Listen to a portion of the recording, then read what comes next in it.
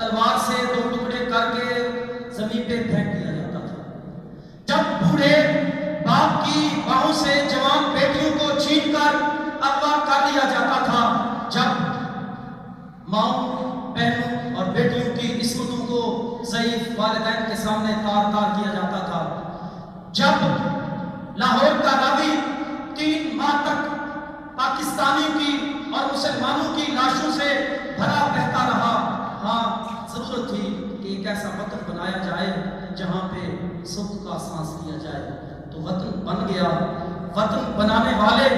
آج منو مٹی تلے سو گئے، لیکن ہمیں یہ وطن بنا کے دے گئے، تو کیا ہماری بھی کچھ ذمہ داریاں بنتی ہیں کہ ہم نے اس وطن کی خاطر کیا کرنا ہے؟ تو آئیے آج عہد کریں اور دل سے عہد کریں کہ کوئی طالب علم ہے، کوئی معلم ہے، کوئی ڈاکٹر ہے، کوئی پرنسپل ہے، کوئی انجینئر ہے، کوئی کسی بھی شعبہ زندگی سے تعلق رکھتا ہے، اس کو سب سے پہلے پاکستان کو ترجیح دینی ہوگی اور بعد میں اس کو اپنے معاشرے اور اپنی ذات کو ترجیح دینی ہوگی۔ جب ہم اپنی پہچان سید، بلوچ، پٹھان اور فلاں فلاں کرتے ہیں، تب ہم پاکستان کے ساتھ وفا نہیں کر رہے ہوتے۔ میں اکثر کہتا رہتا ہوں کہ جب ہم مسلکوں میں،